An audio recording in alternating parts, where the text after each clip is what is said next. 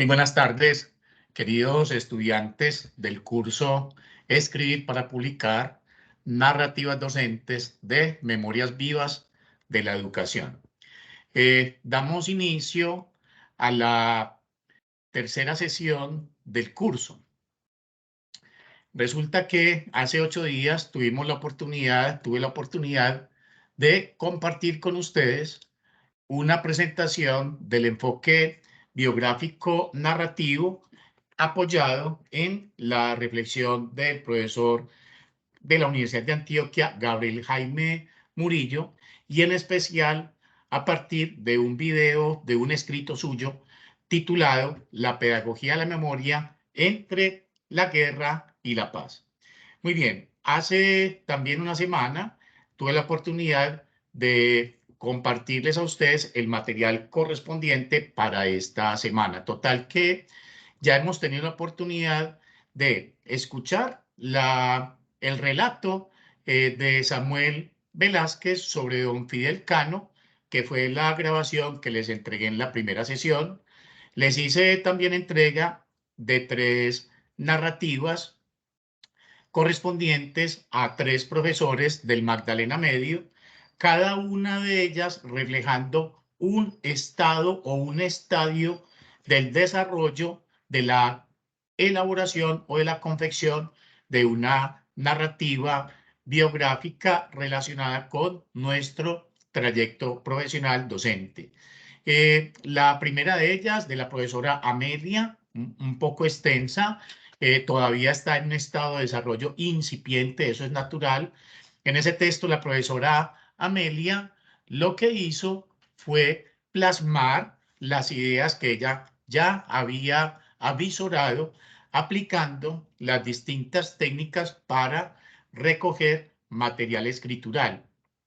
La segunda narrativa, que está ya en un estadio más elaborado, donde incluso hay algunas sugerencias para su optimización, corresponde a la de la profesora Kelly, titulada A la escuela voy a ser feliz.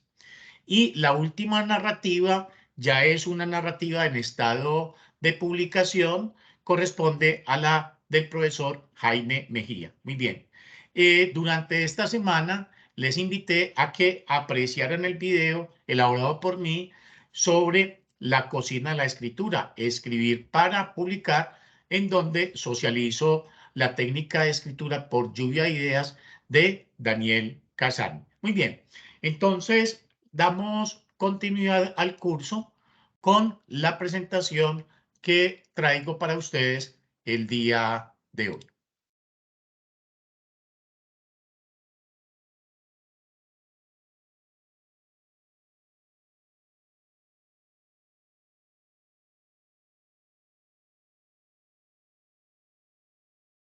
Muy bien. Ok. Muy bien. Entonces, retomamos el hilo de nuestro curso. Recordemos que también hemos tenido el deber de escribir ya en 2 oportunidades acerca de nuestros recuerdos, de nuestras memorias. ¿Con cuál propósito? Con el propósito de ir activando precisamente esos registros personales, de tal manera que ellos se vayan disponiendo para proveernos del material necesario a fin de que nuestro escrito sea un escrito de calidad y sobre todo que sea un escrito que tenga un aporte didáctico y pedagógico a la comunidad de educadores del municipio de Envigado, de la región y de la nación. Muy bien. Entonces, retomamos.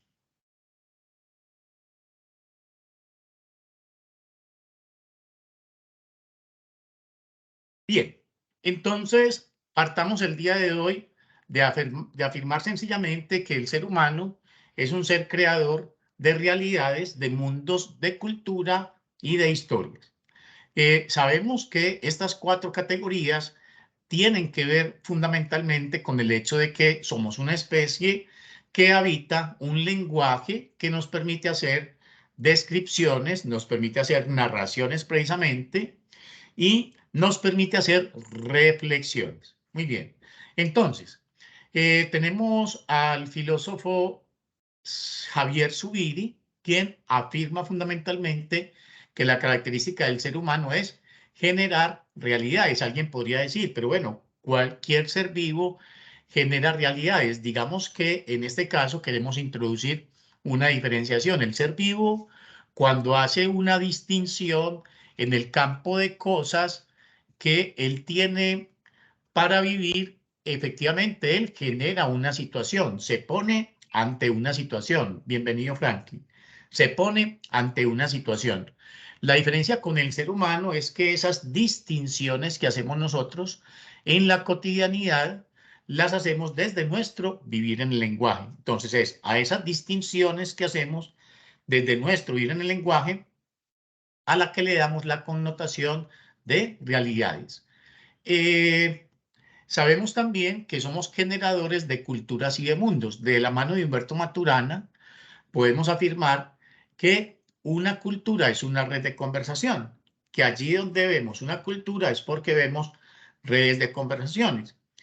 Y las redes de conversaciones son fundamentalmente interacciones en las cuales estamos intercambiando lenguaje y emociones. Muy bien.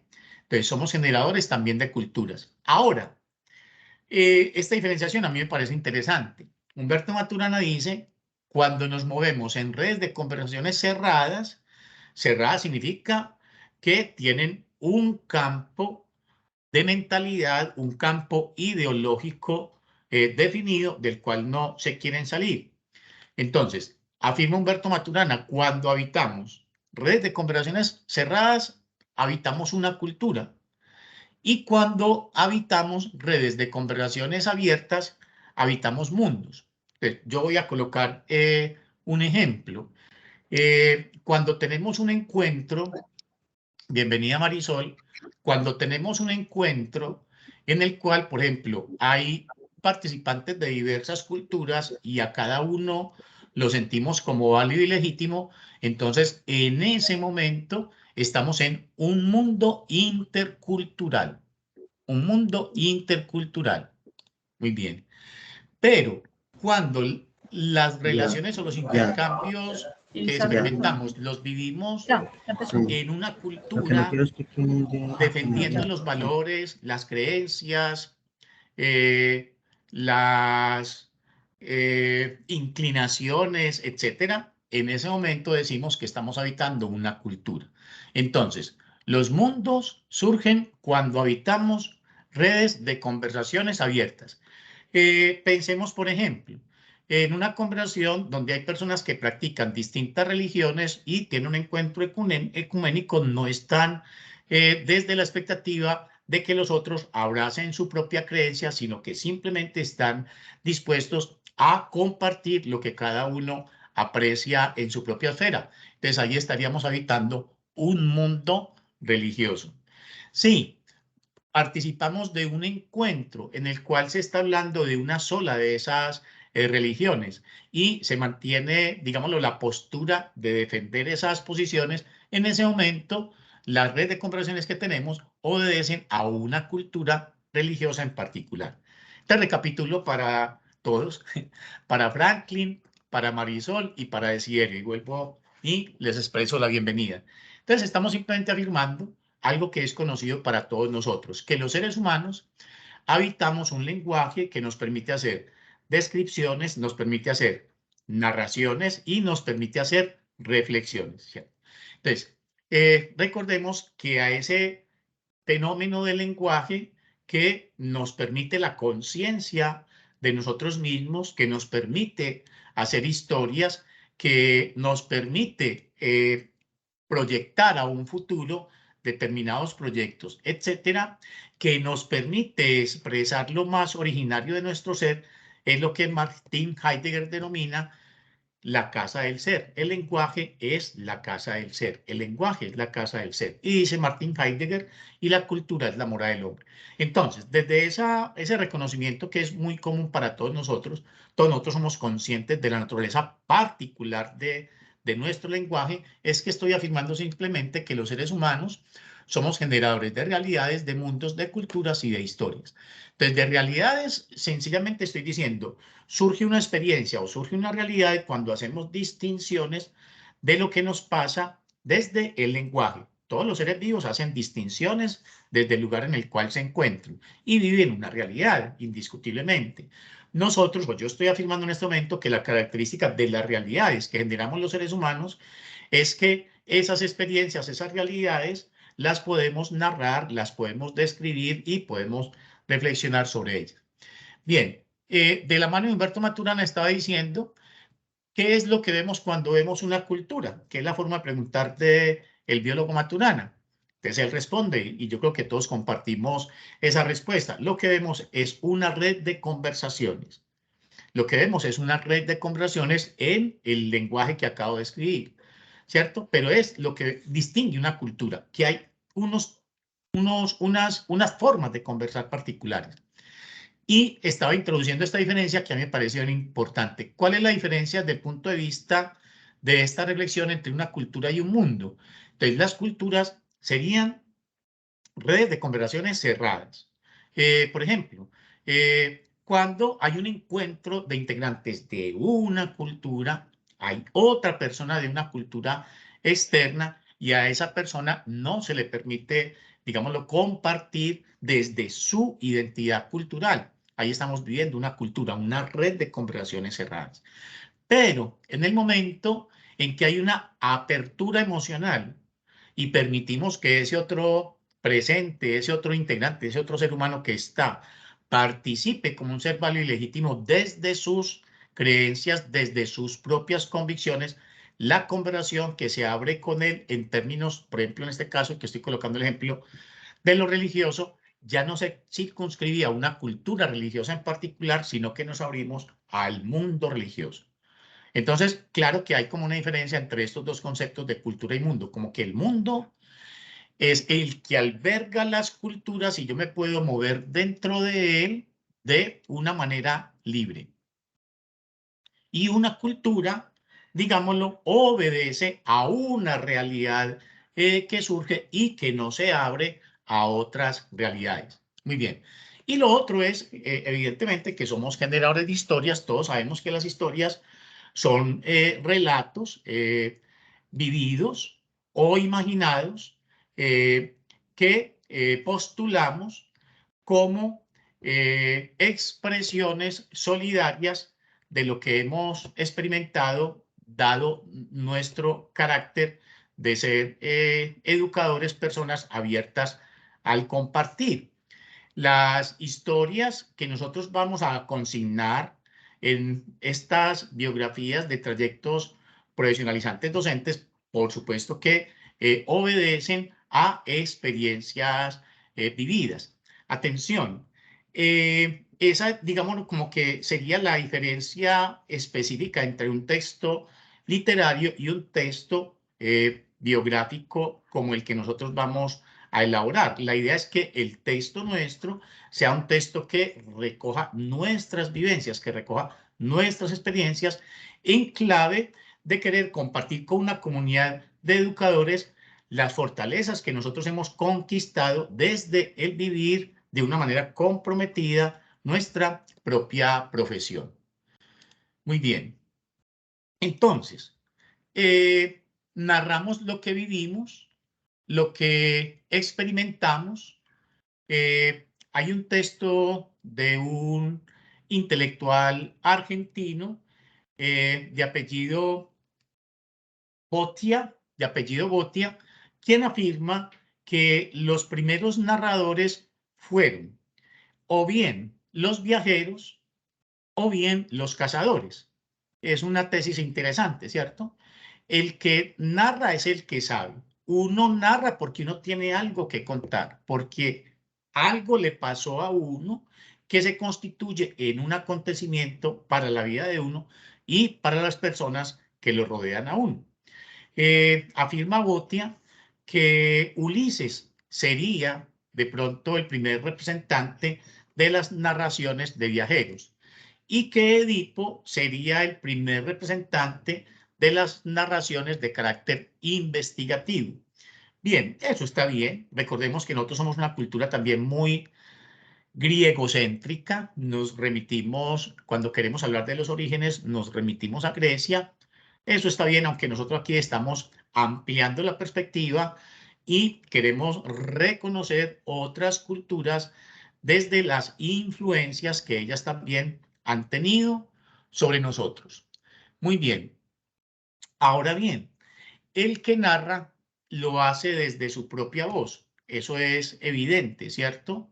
Y resulta que escuchar la propia voz es el camino de ingreso a nuestra propia subjetividad.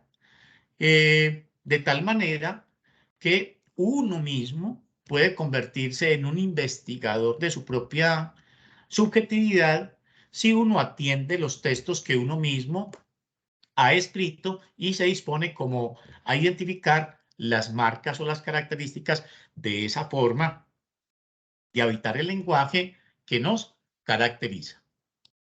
Muy bien. Ahora, entonces, ¿cuál es la utilidad del enfoque biográfico narrativo? Varias. Recuerden la presentación que compartí con ustedes hace 8 días.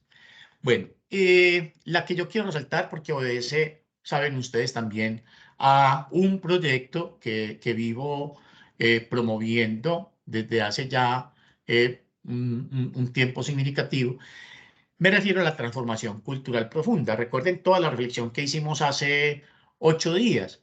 La narración de las víctimas le permite a una sociedad reconocer los desastres, los dramas y las tragedias que su forma de relacionamiento produce.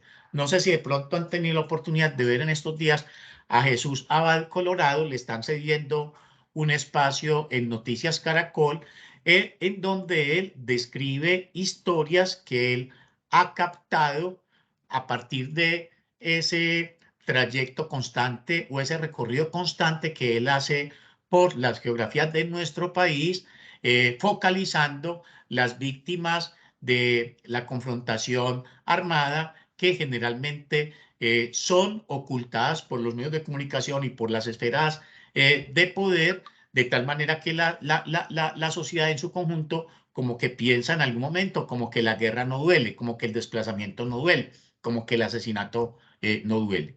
Bien, ese trabajo de Jesús Abad Colorado es un trabajo que está alineado en la pedagogía de la memoria. Obviamente la narración que él realiza es una narración, la narración que él realiza es una narración que él soporta muy bien Marisol, exacto, muy bien Marisol, y que él soporta a través de su trabajo fotográfico. Muy bien, entonces, recuerden que lo planteamos hace 8 días, la pedagogía de la memoria surgió como un movimiento cívico, social y educativo fundamentalmente en el cono sur de nuestro continente como respuesta a las experiencias totalitarias que se vivieron en el siglo anterior, pero que también se han sumado personas que vivieron el holocausto nazi. Entonces, poner a circular las narraciones de las víctimas, de todas las víctimas, de todos los estratos sociales y de todos los grupos armados es fundamental para que una cultura y una sociedad se pueda hacer responsable cargo de su destino, se pueda hacer responsable de su destino, se pueda hacer responsable de los dramas y de las tragedias que esa sociedad produce. Entonces, este trabajo biográfico narrativo tiene esa aplicabilidad, ¿cierto? Ponerla al servicio de una transformación cultural profunda de mentalidad.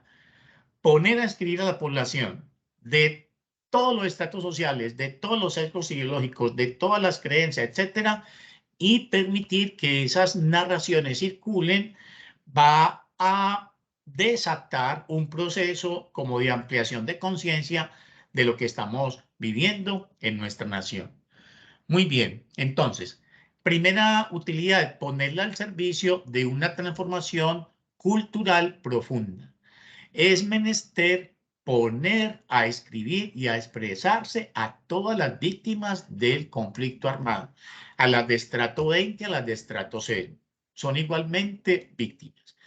Recuerden que no hay dolores más dolorosos que otro. En el plano del dolor también es importante que practiquemos la equidad, que solamente se hace desde el reconocimiento de que el otro tiene una sensibilidad similar a la mía. La otra aplicabilidad de las narrativas autobiográficas desde la pedagogía de la memoria es la de promover la reconciliación, que por supuesto está articulada a la primera utilidad, ¿cierto? La reconciliación y la transformación cultural profunda forman parte como del mismo proceso, pero me gusta diferenciarlo. También sirve para prevenir fenómenos totalitarios. Esto es fundamental para prevenir fenómenos totalitarios. Todos los seres humanos estamos candidatizados a volvernos personas totalitarias, dictadores, imponentes, impositivas. ¿Qué es lo que se necesita para eso? Tener la convicción de que uno tiene la verdad y de que uno tiene la misión de imponer esa verdad. ¿Cuál verdad? Cualquiera. Cualquier verdad que a mí me disponga a imponerla sobre los demás, me está disponiendo a ejercer ese rol del dictador, de la persona totalitaria. Muy bien, recuerden, la doctrina católica y el amor a la patria ha servido de caldo de cultivo para la gestación de mentalidades bárbaras. Con eso tenemos que ser muy insistentes en el mundo de la academia. Hablamos del amor a la patria, eso está muy bien. Hablamos de una dimensión espiritual, eso está muy bien. Pero en esa dimensión espiritual, por la vía de la religión, por la vía de la doctrina de cualquier religión y por la vía del amor a la patria, perfectamente se puede gestar una mentalidad bárbara. Muy bien. La otra aplicabilidad tiene que ver con la investigación educativa. De pronto a muchos de ustedes se les va a abrir aquí una posibilidad muy interesante para su proyección laboral. ¿Qué tipo de investigaciones educativas podemos hacer con narrativas biográficas? Pueden ser docentes, pueden ser de padres de familia, pueden ser de estudiantes. Bueno, las que a nosotros se nos ocurra, las investigaciones que a nosotros se nos ocurra, en donde la identificación de la subjetividad o del perfil poblacional de un sector de la población nos interesa. Bien, por ejemplo, en el Centro de Pensamiento Pedagógico de Antioquia estuvimos preocupados por identificar las culturas escolares de las distintas instituciones educativas que se vincularon a ese centro. Bien, nos apoyamos en una bibliografía que hablaba de la existencia como de 4 culturas escolares docentes, que pasaban desde las culturas completamente individualistas, y que llegaban hasta las culturas eminentemente colaborativas. No recuerdo en este momento las 4 categorías, pero sí recuerdo que están esas, ¿cierto? Las individualistas en un extremo y en el otro extremo estaban las colaborativas. Entonces, eso también nos permite, este enfoque también nos permite adelantar investigaciones sobre culturas escolares docentes. Bien, ahora, ¿cuál es mi postura frente a ese propósito de diagnosticar nuestras culturas escolares? Es la siguiente. Mi diagnóstico es, vivimos en culturas matriarcales patriarcales. Ya ustedes saben qué son las culturas matriarcales patriarcales. Evidentemente que son culturas jerárquicas, piramidales, patriarcales, donde el hombre ejerce el poder y el dominio, matriarcales, donde la mujer ejerce el poder y el dominio. Ahora, una cultura patriarcal termina gestando de todas maneras mujeres matriarcales, porque la mujer bajo el yugo del hombre de todas maneras aprende a moverse en esas dinámicas de poder y muchas veces, la más de las veces, la reproduce con otros integrantes de la sociedad. Al mismo tiempo, las culturas matriarcales terminan generando de todas maneras hombres patriarcales, porque el hombre bajo el yugo de la mujer aprende esas dinámicas emocionales y las despliega con otros seres, con otros individuos pertenecientes a su sociedad. Entonces, ¿cuál es mi diagnóstico en relación con el asunto de las culturas escolares? Que para mí esto tiene mucho peso. O sea, reconocer que vivimos en culturas matriarcales, patriarcales, nos lleva a decir, o me conduce a mí a decir, esa estructura social de entrada está generando malestar en la cultura. Las culturas matriarcales, patriarcales son culturas generadores del malestar en la cultura. Esta es una crítica que yo le hago a Sigmund Freud con todo el aprecio pues, que le tengo a ese pensador. Además, hay que hacer la salvedad de que pues, esta crítica que hago no es al mismo Freud, sino a la forma de pensar a Freud desde nuestro presente actual. Freud partió del hecho de que la humanidad había existido siempre en culturas patriarcales. Ese era el dato que él tenía. Natural que él proponga entonces una explicación del psiquismo humano reproduciendo la estructura matriarcal-patriarcal en el triángulo edípico. Eso es natural. Pero ya nosotros tenemos conocimiento de que el ser humano vivió en otro tipo de culturas. En culturas horizontales, en culturas matrísticas, en culturas equitativas, en culturas incluyentes, donde la emoción del dominio no caracterizaba las relaciones sociales.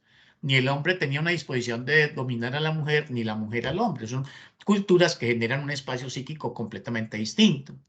Entonces, desde esa diferenciación de la que yo me he hecho cargo, porque a mí me parece que esa noticia es una noticia trascendental para los que investigamos la condición humana. El reconocer que el ser humano no siempre ha vivido en culturas centradas en el dominio es un gran hallazgo. Y eso lo tiene que llevar a uno a repensar muchas elaboraciones que uno ha hecho sobre la condición humana. Por lo pronto, lo que yo les quiero compartir, dado el espacio de este seminario, es muy breve en relación con esta beta o con este filón. Entonces, retomo. Mi diagnóstico frente al tema de investigar las culturas, que sigue siendo válido, es: de todas maneras, vivimos en culturas matriarcales, patriarcales, generadores de malestar en la cultura. Entonces, vuelvo y digo, Freud, en el malestar en la cultura, investigó una serie de factores a los que le atribuíamos el malestar que experimentamos los seres humanos.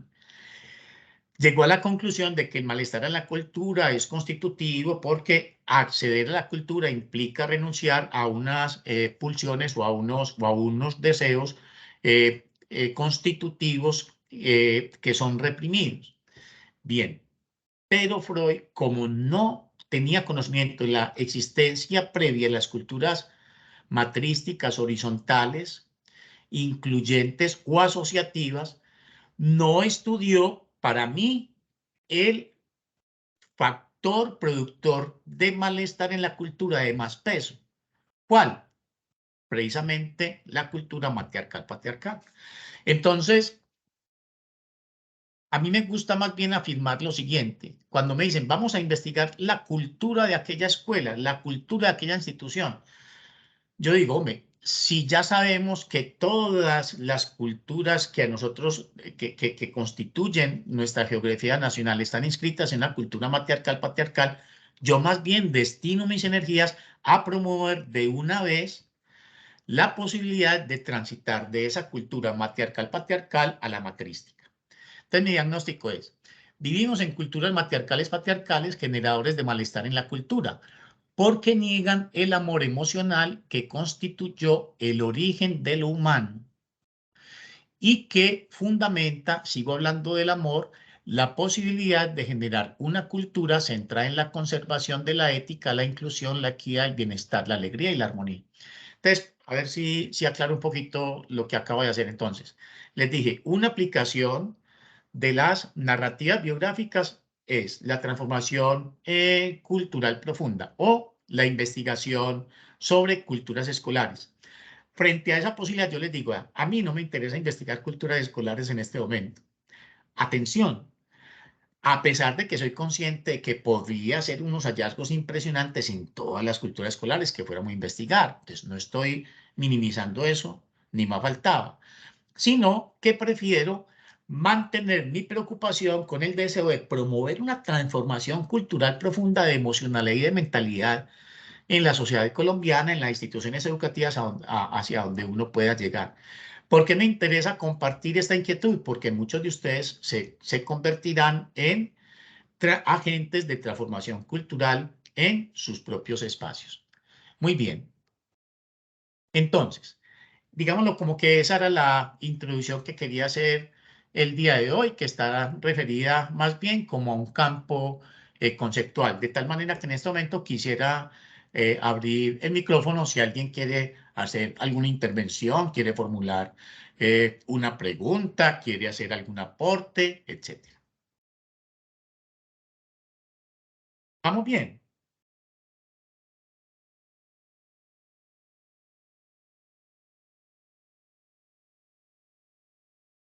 Ok, bien. Sí, muy bien. Entonces, Muchas gracias. Vamos bien. ¿vamos bien? Ok, muchas gracias. ¿Quién habló? Franklin. Sí, señor. Ok, Franklin. Muy bien. Listo. Bueno, compañeros. Entonces, vamos ya a pasar un poco al plano pragmático de nuestro compromiso, ¿cierto? Entonces, por un lado, ampliar nuestra sensibilidad frente al enfoque biográfico narrativo y todo lo que eso nos abre. Lo más importante, que el enfoque biográfico narrativo le da lugar a lo subjetivo.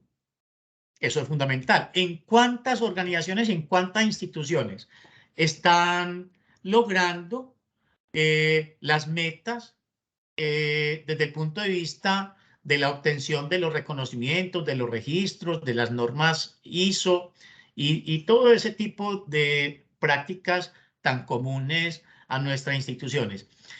Y obtienen los reconocimientos, pero quizás como no se le da un lugar a la expresión de lo subjetivo, de pronto hay muchos integrantes de esas instituciones padeciendo un malestar personal que no se logra hacer visible y mucho menos se logra aliviar. Bueno, entonces, ahora vamos a la parte pragmática. Entonces, les había dejado la tarea de ver el video de la cocina de la escritura, escribir para publicar, que tuve la oportunidad de grabar para los docentes del municipio hace ya como 1 o 2 años. Quienes no lo hayan visto, de todas maneras, ahí tienen la posibilidad para que lo vean. Entonces, ahí hay toda una metodología de apoyo para facilitar la escritura.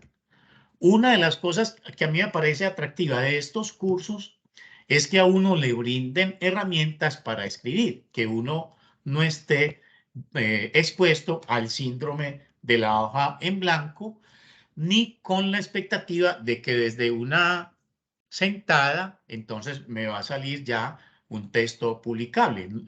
Lo bonito de estos cursos es que se nos hace cercana la escritura mediante una consagración artesanal, ¿cierto? Muy bien, listo. Entonces, ya hemos hecho 2 ejercicios de escritura, recordar nuestro ingreso a la escuela y recordar algún acontecimiento imborrable de cualquiera de nuestros estadios de nuestra vida escolar. Muy bien, ahí vamos. Entonces, hoy vamos a dar un paso adelante. Entonces, obviamente que tenemos aquí ustedes están viendo la presentación, ¿verdad? Sí, señor. Señor, Ok. sí, señor. Entonces, tenemos un referente muy importante que es precisamente este señor Daniel Casani, que yo pienso que nos ha ayudado mucho a desmitificar la escritura, a volverla un asunto de un quehacer cotidiano, a mostrarnos que siempre tenemos apoyos, recursos, técnicas que pueden servirnos para que nuestra escritura fluya. Muy bien. Entonces, de las técnicas que Daniel Casani pone a nuestro servicio, yo me he apropiado fundamentalmente de la que expliqué en el video, que es la técnica del torbellino de ideas, y vamos a repasarla muy rápidamente. Recuerden que estos son apoyos para elaborar nuestro escrito, no son camisas de fuerza. Que yo tengo que hacer este paso, que yo tengo que hacer esto. No, si te sirve, hazlo, ¿cierto? De hecho, cada uno se va a apropiar de una serie de recursos para facilitar la escritura de acuerdo con susceptibilidad, la sensibilidad y la necesidad de cada quien, ¿cierto? Pero entonces es bueno uno tener conocimiento de esas técnicas. ¿Para qué? Para que en esa aventura de lanzarnos a nuestro escrito nos vayamos apoyando eventualmente en una o en otra. Entonces, la técnica de escritura por torbellino de ideas tiene básicamente estos pasos. Primero, generar la lluvia de ideas. Recuerden que la recomendación sencillamente es colocar en el centro de una hoja el posible título de nuestro escrito. De entrada podría ser biografía docente, ¿cierto? O narrativa biográfica docente. La colocamos en el centro y simplemente empezamos a consignar todo lo que se nos ocurra en relación con el relato que nosotros estamos gestando, que estamos configurando. Esa lluvia de ideas es muy importante hacerla de una manera automática, sin reflexionar. Oiga, qué tan interesante esto. Aquí es sin reflexionar. Todo lo que se te ocurra, escríbelo. Y consigna una frase, una palabra para que esa idea, esa situación, esa historia, esa persona, esa experiencia no se te olvide. Consignas todo.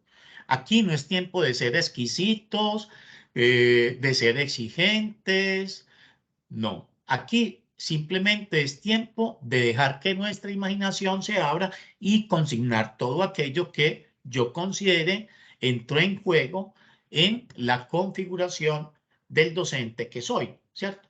En mi caso, ¿yo qué haría? Yo escribiría, por ejemplo, los SCAD, la especialización en literatura, la experiencia del seminario en psicoanálisis, colocaría al profesor Carlos Mario González, colocaría al profesor Jorge Alberto Naranjo, colocaría profesores de mi primaria, colocaría mis experiencias afortunadas en el quinto, bueno, una cantidad de cosas, ¿cierto?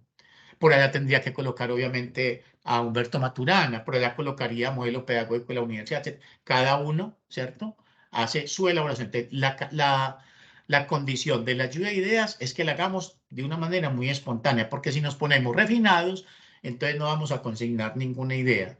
Ya después tendremos tiempo de cribar esas ideas y de decir, no, esto definitivamente no.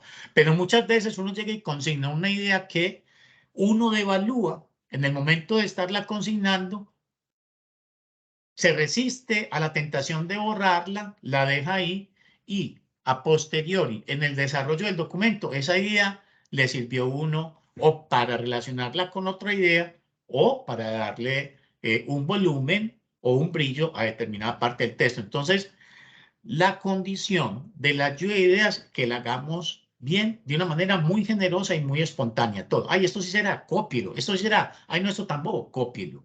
¿Cierto? Todo lo copiamos. Bien, manteniendo en nuestra mente el propósito que nos acompaña. Escribir, recuerden, o bien sobre una experiencia pedagógica afortunada, todos hemos dado en el blanco, uy, cómo me fue bien con esta técnica, ¿cierto? Todos tenemos fortaleza, todos. Bien, entonces de pronto me puedo yo disponer, voy a escribir sobre eso, porque es que me parece que ahí yo he hecho unos hallazgos que vale la pena que mi comunidad de docentes la conozca. Bien, y o sobre la configuración, la historia que ha dado por resultado el docente que soy, con sus fortalezas, con su pasión, con su eficacia, con su consagración, etc. Y esos dos temas no son excluyentes. Bien, entonces, primer paso, la lluvia de ideas. Me encanta este paso. A mí, ¿por qué me gusta y por qué me encargué? Es que yo creo que este texto fue el que me volvió a mi escritor. Eso suena como muy rimbombante, pero escritor es simplemente que uno escribe, ¿cierto? Que uno está escribiendo en su cuadernito, o un ensayo, o una carta, y esa acción me caracteriza a mí. Y yo creo que fue en buena medida esta técnica, porque esta técnica fue la que me permitió fluir en el mundo de la escritura. Ay, voy a escribir sobre lo agradable que son las clases de 6 de la mañana. Cojo una hoja en blanco, clase de 6 de la mañana, empiezo a hacer lluvia de ideas. Hay frescura, uno está relajado, todavía no hay mucho ruido en el medio ambiente, no sé, ¿cierto? Se me extiende el día, el día me dura el doble, la mente de los muchachos está fresca.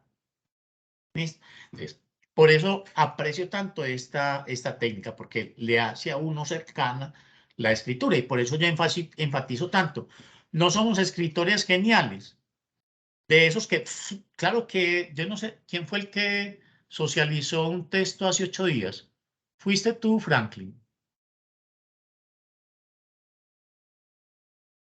No está Franklin, se nos fue. Bueno, Sí, la no, sí escritura que estoy. No, socializaron hace 8 días fue una escritura formidable. Y que aquí estoy, creo pero que no fue de fui yo el todos. que lo socializó. ¿Quién? No, no fui yo el que lo socializó, pero aquí estoy todavía. Muy bien, Franklin, está bien. Bueno, entonces pudo haber sido Alejandro. Uy, ese texto fue maravilloso. Ustedes lo pueden apreciar al ver No, la qué pena, clase. fui yo. ¿Ah? Qué pena, fui yo, Federico. Ah, Federico. Federico, discúlpame, hombre, que te estaba quitando tu autoría. Yo lo que siento es que Federico tiene habilidades escriturales. Ese texto es un texto muy fluido, un texto muy atractivo, o sea, un texto muy colorido también. Listo. Entonces, yo creo que Federico tiene unas competencias escriturales y eso está muy bien, qué tan bueno. Lo que yo quiero resaltar es que los que no tengamos esas competencias escriturales, listo, tenemos las técnicas y con eso podemos compensar. El segundo paso de la técnica de lluvia de ideas es categorizar las ideas que ya plasmamos. ¿Qué significa categorizar? Hacer morritos de ideas comunes. Y para eso podemos utilizar distintas convenciones. Puede ser, voy a hacer el primer morrito de ideas que yo veo como comunes y le voy a colocar el número 1. Entonces puede ser que tenga una idea por allá de un curso, de un diplomado, de una especialización. Entonces, curso, diplomado, especialización. Entonces le puedo colocar, las puedo reunir y le puedo colocar una categoría. ¿Cuál? Puede ser estudios, ¿cierto? Por allá tengo otras ideas, el profesor Carlos Mario González, el profesor Jorge Alberto Naranjo, Humberto Maturana. Entonces a eso les coloco el 2. Evidentemente ahí hay una afinidad. ¿Cuál? Maestros, ¿cierto? Mis maestros.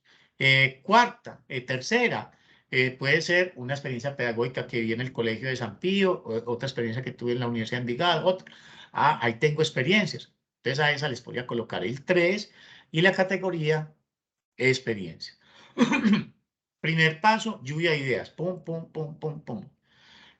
Segundo paso, miramos ideas comunes y les colocamos un número y después a ese número le colocamos una categoría. En este ejemplo que estamos haciendo acá, en este momento tendríamos dos categorías, estudios y maestros, ¿cierto? Ok, vamos al tercer paso, jerarquización. Bueno, en la jerarquización yo miro y yo observo las categorías que ya he establecido y determino en qué orden voy a escribir. Entonces, por ejemplo, a mí me gustaría escribir en primer lugar de los cursos y en segundo lugar de los profesores que incidieron en mí. Entonces, ese sería mi plan escritural, ¿cierto? Bien, y eso es lo que tiene que ver con la jerarquización.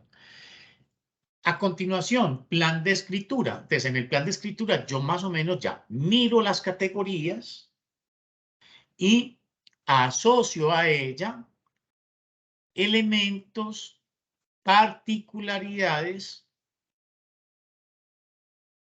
situaciones que sean pertinentes para ya pasarla a un plano escrito.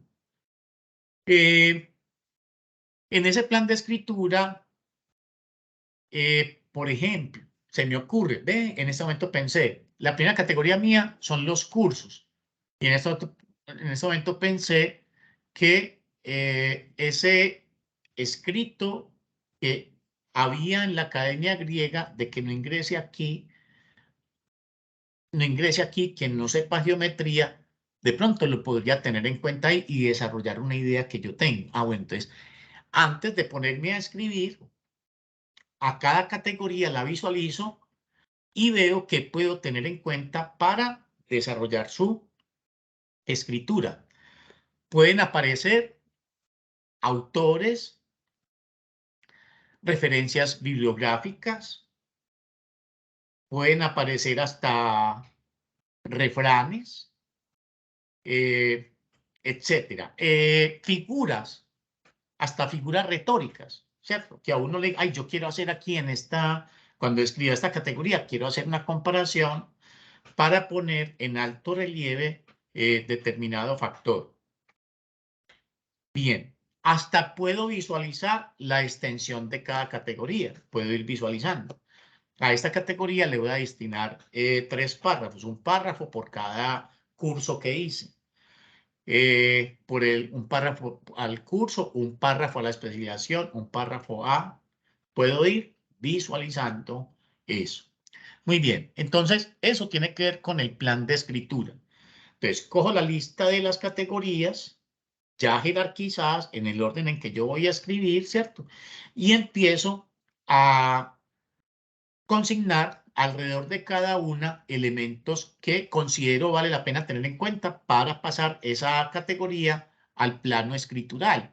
Yo hablé de Jorge Alberto Naranjo. Ah, bueno, pero no me había acordado cuando hice la lluvia de ideas de una conversación particular que yo tuve con él acerca del amor.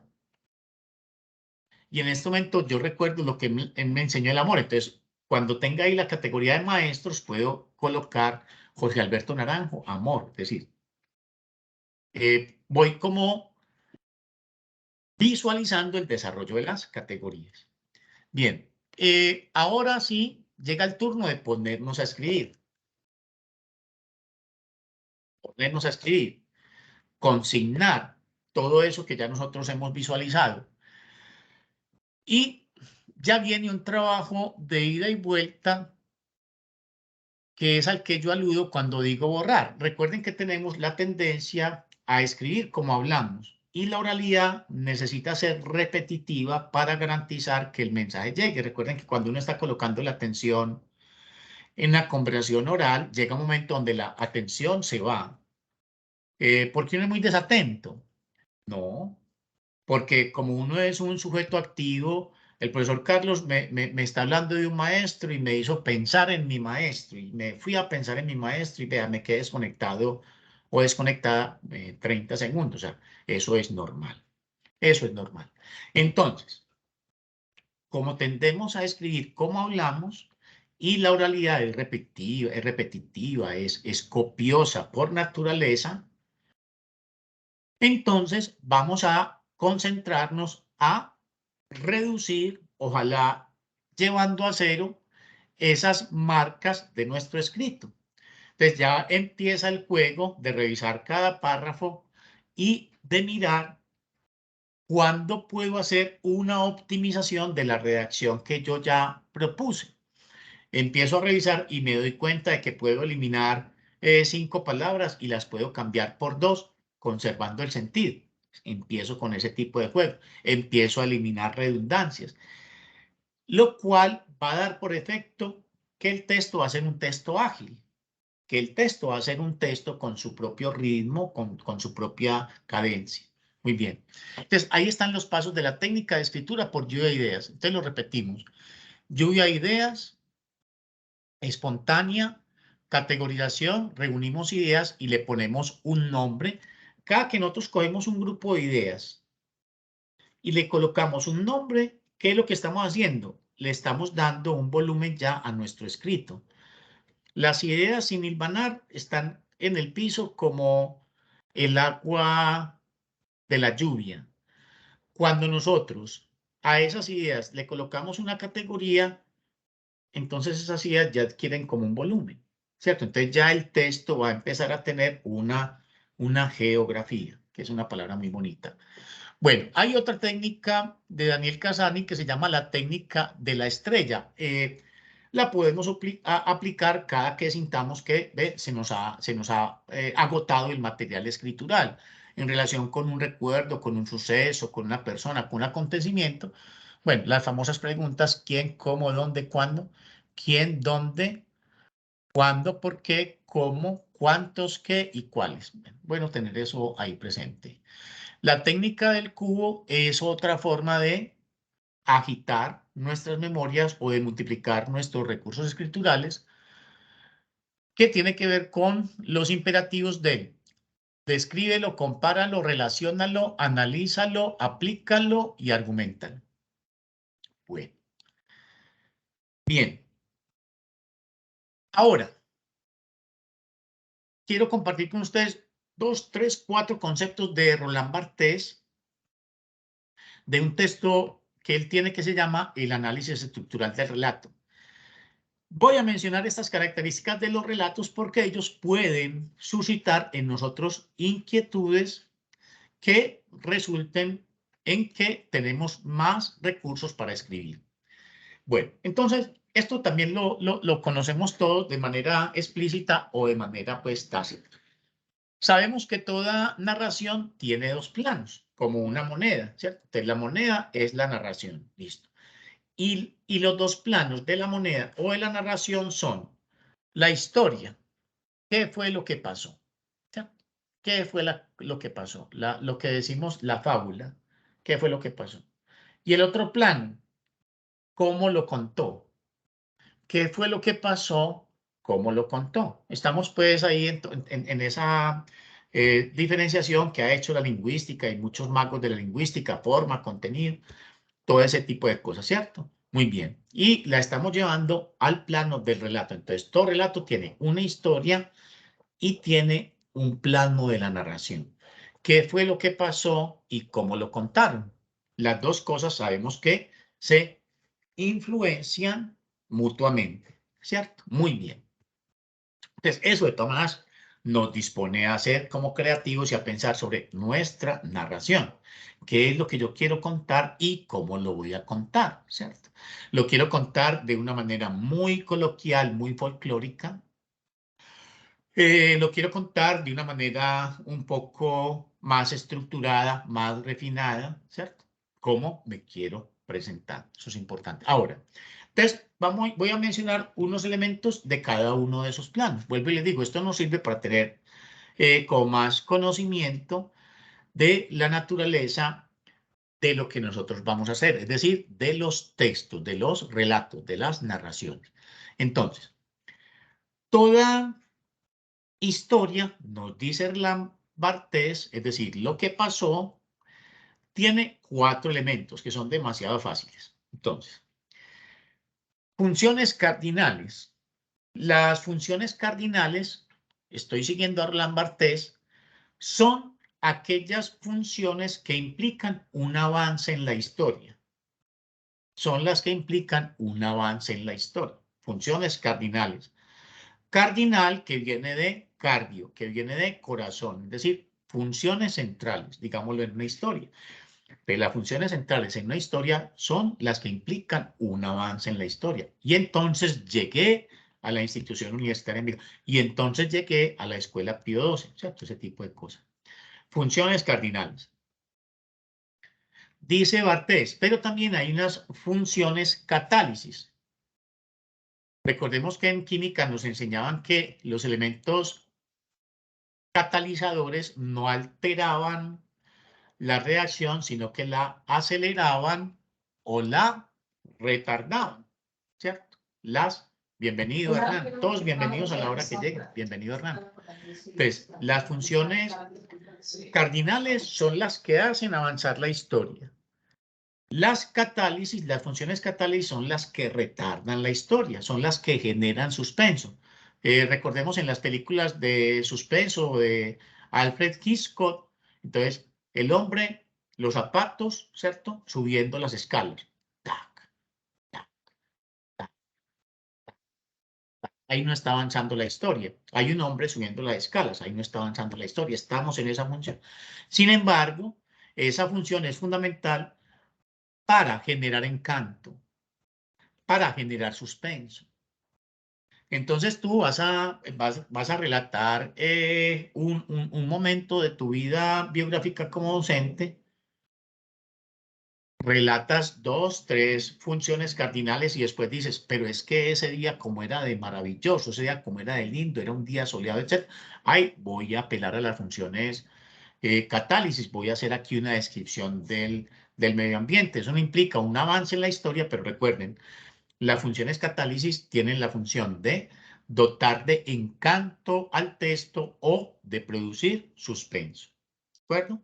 Entonces, las funciones catálisis cardinales hacen avanzar la historia. Las catálisis como que retardan la historia, pero tienen una función o bien estética y o anímica, ¿cierto? Recuerden cuando uno lo dejan en suspenso, es uno con ganas, es decir, la función catálisis lo que hace es que acrecienta en el espectador, en el asistente, el deseo de saber la historia, es decir, lo compromete más con la historia, y eso es importante. De ahí que tengamos escritores preferidos, que los cogemos y uy, no los soltamos porque nos apasiona. Hay algo en nosotros que se engancha, que se articula con lo que nos está entregando el autor. Bien, esos son dos elementos que nos menciona Roland Barthes. Y fuera de eso nos dice que también hay indicios e informantes. Entonces, los indicios e informantes no hacen avanzar la historia, sino que contextualizan la historia. Los indicios son indicadores, como la palabra lo dice, de algo que no se muestra de manera manifiesta, ¿cierto?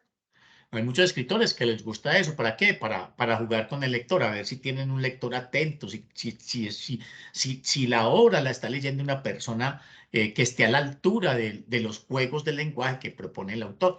Entonces, yo recuerdo mucho en Rayuela que Julio Cortázar en un pasaje está hablando el protagonista de Rayuela, cuyo nombre en este momento se me escapa, tranquilos que enseguida viene, dice que prefería salir a caminar las calles cuando estaba lloviendo para que las personas no se dieran cuenta. Prefería salir a caminar las calles cuando estaba lloviendo para que las personas no se dieran cuenta. Ahí hay un indicio, porque no nos están diciendo de qué él no quiere que se den cuenta. ¿Y qué creen ustedes que una persona puede esconder caminando bajo la lluvia?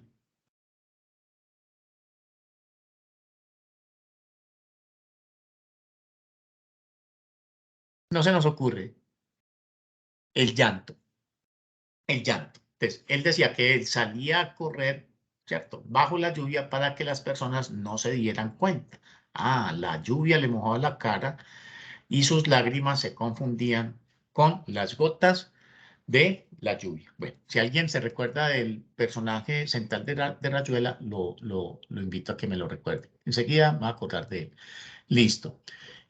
Funciones cardinales, funciones catálisis, indicios y los informantes son elementos que le entregan al lector ya informaciones diáfanas. Entonces también tienen ese recurso de jugar con indicios, es decir, de indicar algo que ustedes no van a expresar de manera tácita o manifiesta, y los informantes que son informaciones puras. Yo venía de México, vivía en la vereda del Raizal y que yo no sé qué, ese tipo de cosas, pues, forman parte entonces de un relato. Entonces, este es el aporte de Roland Barthes. Entonces, las historias tienen funciones cardinales, funciones catálisis, indicios informantes, y las historias de ustedes también las van a tener.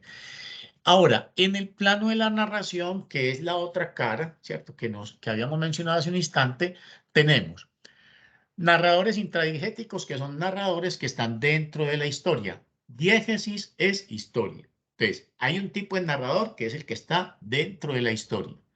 Tenemos narradores extradiegéticos.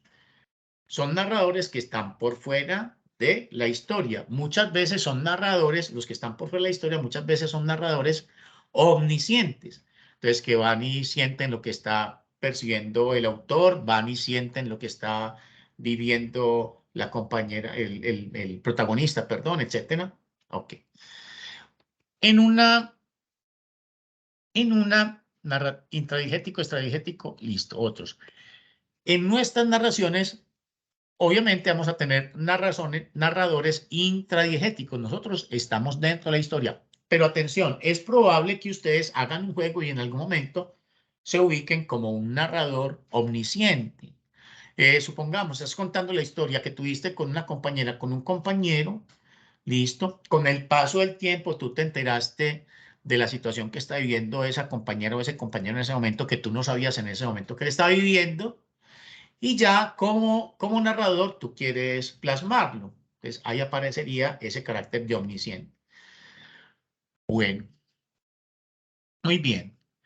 Listo. Y tenemos otro recurso. Entonces, esto de la mano de Roland Barthes. Los relatos tienen dos planos. Plano de la historia, qué fue lo que pasó. Plano de la narración, cómo se relata, cómo se cuenta. Muy bien. Ahora, también hay otra herramienta que se llama matriz actancial. La matriz actancial es una herramienta que proviene del mundo de la crítica literaria, sobre todo como la crítica teatral, si mal no recuerdo. Bueno, en esta matriz actancial nosotros vamos a hacer el siguiente ejercicio. El sujeto es cada uno de nosotros. El objeto es escribir un relato autobiográfico. Ese es el objeto. ¿Quién es el destinador? ¿A quién le vamos a destinar nosotros el escrito? Eso es muy bueno que cada uno de nosotros lo piense. Entonces, yo, por ejemplo, en relación con un escrito mío, colocaría yo, primer destinador, voy a ser yo me colocaría ahí, y colocaría a la comunidad educativa. Eso le va a dar unos límites y una orientación a mi escrito. Perdonen que me acaba de equivocar. Discúlpenme. Estoy hablando del destinatario. Listo. Entonces, el destinatario es la persona a la que va dirigida el escrito. Entonces, yo diría en ese caso, voy a dirigirme el escrito a mí mismo y a la comunidad de educadores. Y aquí corrijo. El destinador es el que hace que surca ese deseo en mí. Bueno, en este caso, el destinador podría ser el Centro de Pensamiento Pedagógico de Envigado y cada uno de nosotros. ¿Cierto? Muy bien. Listo. Ayudantes. ¿Con qué recursos contamos para adelantar esa tarea? Pues bueno, están todos los que hemos mencionado hasta este momento y oponentes, que se oponen a que yo pueda alcanzar ese logro. Bueno, espero que todos venzan los oponentes que se puedan presentar para que cada uno al final entregue una narración que vaya a engrosar un libro sobre narrativas docentes de memorias vivas de la educación.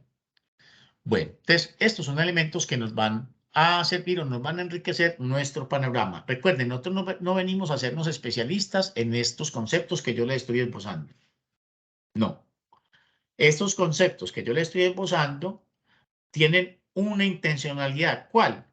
La de facilitar, la de agitar, la de estimular el surgimiento de tus memorias para la elaboración de nuestra propia narrativa. Entonces, para esto es muy importante que vayamos focalizando los aprendizajes que yo he cosechado fundamentalmente de mi experiencia, porque eso es lo que nos interesa a la comunidad de educadores que estamos comprometidos con ese trabajo. Entonces, aquí hay una cantidad de compañeros que tienen unas trayectorias muy significativas en el mundo de la educación. Y es tan interesante que lo que ellos han descubierto quede plasmado en un escrito y se ponga al servicio del enriquecimiento de nuestra comunidad educativa de docentes. Entonces, ir inventariando muy bien eso que nosotros hemos descubierto que constituye para nosotros como un tesoro. Todos nosotros tenemos algo que constituye como un tesoro para nuestro desempeño docente, que constituye como una base, que constituye, utilicemos la palabra, como una matriz, como una plataforma. Eso es lo que queremos que salga en estos escritos. Muy bien. Ok, entonces, vamos a contar con unas herramientas de apoyo para este trabajo escritural. Una de ellas, 500 conectores, que es un texto de Fernando Vázquez Rodríguez. Él es coordinador de la maestría en educación en el énfasis de lectura de la Universidad Pontificia Javeriana. Él fue también profesor mío y compañero de trabajo mío en la maestría de educación de la Universidad de Medellín. Entonces, ahí tenemos un texto que él se dio la tarea de elaborar, investigando literatura y consignando distintas formas de comenzar párrafos. Distintas formas de comenzar párrafos. Entonces, ahí teníamos 500 formas de conectar un párrafo con otro. Vamos a contar con el apoyo, obviamente, del diccionario semántico, el clásico, el Larousse, etcétera, es fundamental. Pero tenemos otros recursos en los diccionarios de sinónimos y antónimos, los diccionarios etimológicos, parece que son un gran recurso, ¿cierto? Siempre apelar a el surgimiento del vocablo, al contexto situacional desde el cual surgió el vocablo, muchas veces nos da pie para o nos sirve para enriquecer nuestro texto o para puntualizar los sentidos que nosotros queremos compartir con ellos. Y hay otro que me parece muy importante, el diccionario de símbolos. Todos sabemos que los símbolos son significados profundamente arraigados, ¿cierto? En nuestro psiquismo, con raíces en nuestro inconsciente, o sea, con un arraigo muy notable. Entonces, ¿qué tan interesante que apelemos a ese recurso? Se me ocurre, ¿cómo me sentí yo simbólicamente hablando en una experiencia determinada que voy a relatar? Entonces yo puedo decir, uy, yo me sentí como el ave fénix.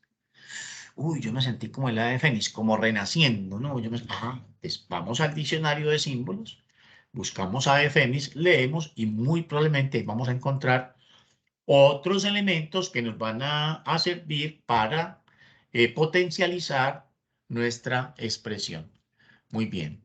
¿Listo, compañeros? Entonces, ok.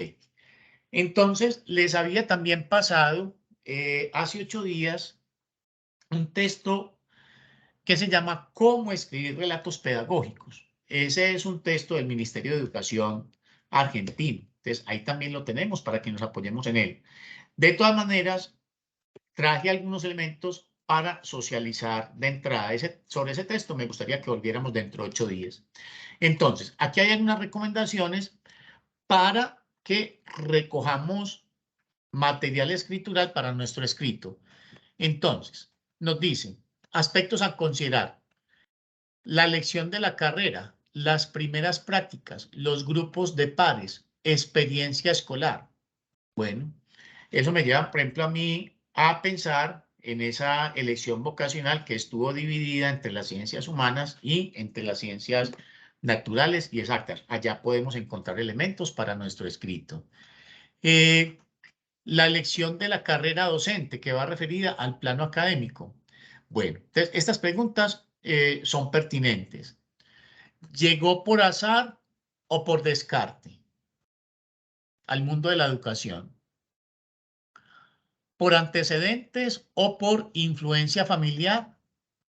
¿Por vocación? Señale una opción y cuente una anécdota clave que lo llevó a tomar la decisión. Atención, ustedes no tienen que hacer esto. Esto se lo estoy aquí compartiendo para que les sirva de estímulo para que ustedes encuentren más elementos para su escrito. Si tú consideras que hacerlo te sirve para tu escrito, entonces hazlo. Recuerden que aquí yo estoy trabajando es con muchos grados de libertad. Al fin y al cabo, cada uno es el responsable de su escrito, de proyectarse con un escrito. Recuerden, el escrito no tiene que ser un escrito voluminoso, no tiene que ser un escrito de 20 páginas, 15 páginas, que sea un escrito digno. Muchas veces leemos textos de 4 o 5 páginas y quedamos, uy, súper estimulados, pero que sea un escrito, ¿cierto? Muy digno, muy consistente, muy atractivo, bello e inteligente. Entonces aquí tenemos una entrada al mundo de nuestra subjetividad docente, ¿cierto? Bien.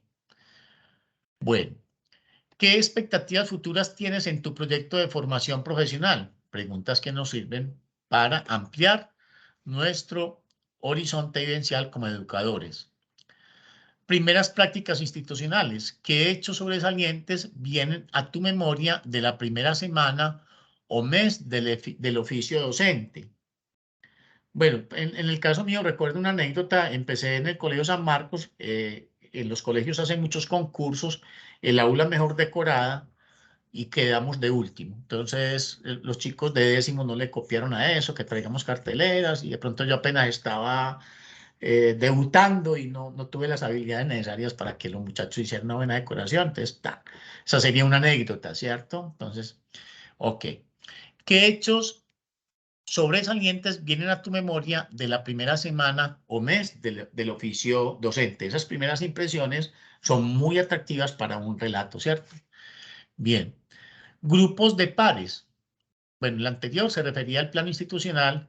En el grupo de pares estamos refiriéndonos al plano social. Entonces, ¿cuánto influyeron tus grupos de pares para tomar la decisión de elegir la carrera docente? En mi caso, incidieron mucho, por ejemplo, los profesores del bachillerato, porque fueron excelentes, excelentes profesores. Entonces, se constituyeron en modelos a seguir de alguna manera. Bien. Experiencias escolares, esto ya al plano experiencial. Entonces, tener o referirnos a acontecimientos imborrables del tránsito de la condición de alumno a la condición de maestro. Ese paso también generalmente trae muchas vivencias muy especiales. Bueno, otra forma de referirnos a la experiencia escolar. ¿Qué me ha sostenido como maestro? Bueno, por ejemplo, en el caso mío, en realidad esa inquietud por transformar la cultura ha sido una inquietud de mucho tiempo atrás. ¿Qué me ha hecho sostenerme como maestro? Como el deseo de aportar una semillita de fraternidad a mi comunidad, a mi nación. Bien. ¿Qué incidentes claves recuerda en tu trayectoria como maestro? Incidentes, ya mencioné uno. Situaciones, personas claves pueden ser positivas o negativas, ¿cierto? De todas maneras, muchas veces una experiencia negativa nos sirve mucho para perfilar una fortaleza en nuestro ser. Una experiencia negativa nos puede llevar a perfilar una fortaleza en nuestro propio desempeño. Bueno, muy bien. Situaciones, personas, relaciones, crisis, tensiones, etcétera. Muy bien. Y aquí ya tenemos unas características del escrito que en este momento no voy a leerla porque apenas estamos empezando, ¿cierto? Entonces, más bien les recordaré estas condiciones dentro de 15 días en donde ya estemos montados o estemos navegando en la escritura de nuestra propia narración. Bueno, entonces, eso era lo que quería compartir con ustedes el día de hoy. No sé si alguien quiere hacer uso de la palabra, quiere hacer alguna intervención, algún aporte. Bien. Bueno, mis queridos compañeros, entonces estamos pendientes, todavía no hemos logrado tener en cada sesión la participación de ustedes desempeñando roles. Recuerden, uno, leer el ejercicio escritural de la semana, qué tan bueno que todos por lo menos una vez lean su ejercicio escritural. Y dos, tomarse 5 o 10 minutos para que contemos acá en términos generales nuestra historia como docentes. Pero eso no me preocupa. Yo espero que ya para la próxima tengamos esas dos actividades. No sé si alguno de los presentes quiere leer el escrito que había para esta semana, que era sobre una experiencia imborrable de nuestra vivencia escolar. Listo. Bueno, si alguien lo quiere hacer, entonces toma la palabra. Listo. Entonces vamos a mirar en este momento el plan de trabajo. Vamos a mirar el plan de trabajo. A ver. Nos vamos para, entonces, a partir de esta semana, ya nos vamos a ir compenetrando con la elaboración de nuestro propio escrito. Entonces, en el cuadro de la derecha están las actividades que tenemos para dentro de 8 días. Cuaderno de escritura. ¿Qué docentes incidieron en tu formación y en la elección de tu profesión como docente? Podemos escribir una hoja sobre los profesores o maestros que nos han marcado, nos han influenciado, nos sale muy fácilmente el escrito, ¿cierto? Todos esos rasgos admirables inmediatamente aparecen. Bueno, y sugiero, si ustedes lo desean, la lectura del texto de Pedagogía de la Memoria entre la Guerra y Paz de Gabriel Jaime Murillo, aunque hace 8 días yo hice una presentación de las ideas principales de ese texto. Lo que sí les pido el favor que realicemos para dentro de 8 días es realizar el torbellino de ideas.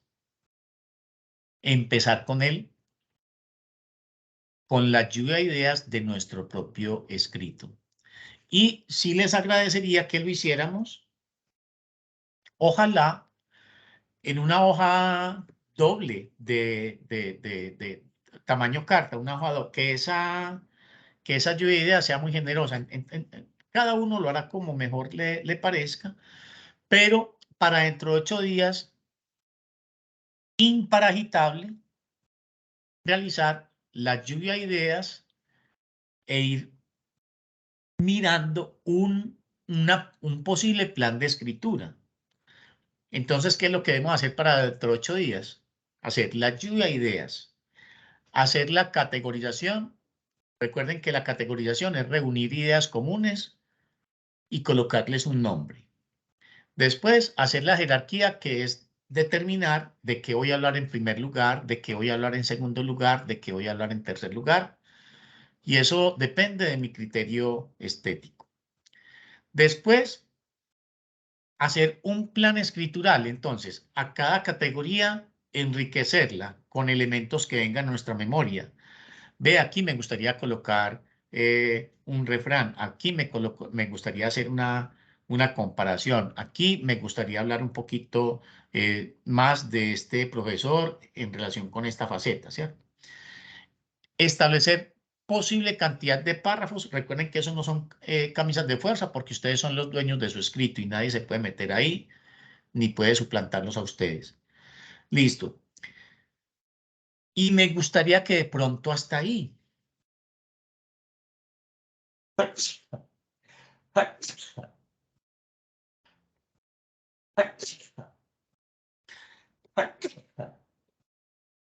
Y que dentro de 8 días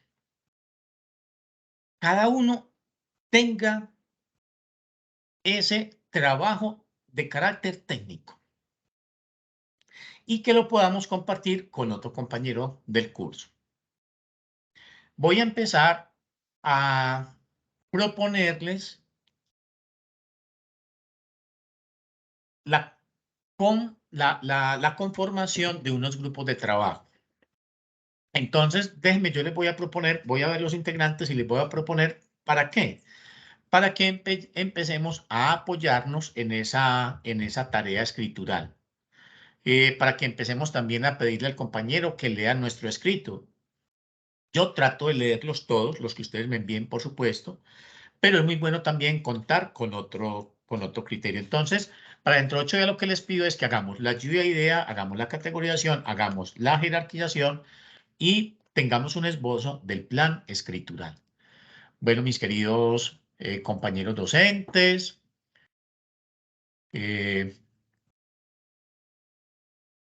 esto es lo que tenía para compartir el día de hoy.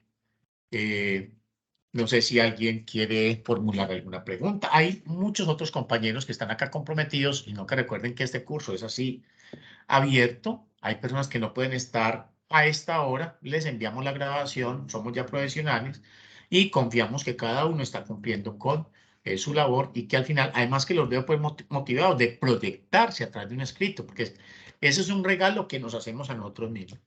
Más que a la comunidad, eso nos enaltece a nosotros mismos, nos compromete con nosotros mismos y también nos da un posicionamiento. Bueno, mis queridos compañeros, nos acompaña en este momento Franklin, Marisol, Desiderio, Federico y Hernán. No siendo más, si hay alguna intervención, tienen el uso de la palabra. Listo, un abrazo para todos y muchas gracias. Lo mismo, Carlos, hasta la Franklin. próxima. Chao, Franklin. Muchas gracias, Carlos. De verdad, no había podido asistir, pero de verdad, muy, muy, muy interesante. Aprendí mucho. Tan linda. Muchas gracias a ti. Bueno, mis queridos Bueno, por acá amigos, estaremos. Qué bueno, Marisol. Cualquier inquietud, entonces me escriben. Desiderio y Hernán, un gran abrazo. Hernán, qué bueno verte, hombre. Yo, Caliche, es más mijo. Qué chévere. Me alegra mucho verte, Y Hernán. llegando, pues, un lenguaje muy elevado, pero hermano, pues, A la hora que sea está bien, Hernán. Estamos montándonos en eso. Bueno. Vos que sos tan comprometido también con el bienestar humano. Sí, ahí estamos Muy haciendo bien. algunas líneas, pero hay que practicar mucho. Vamos a ver cómo nos va yendo, pero está muy Hágale, Hernán. interesante. Recuerden, lo que quieran que yo les revise, tiqui, tiqui, tiqui, y ahí me doy la tarea de hacerle sugerencias. De pronto borremos esto, pasemos esto para acá. Háganlo. Es un trabajo artesanal. ¿Listo? Entonces, una feliz tarde. Nos vemos dentro de 8 días. Gracias, Carlos. Chao. Hasta luego.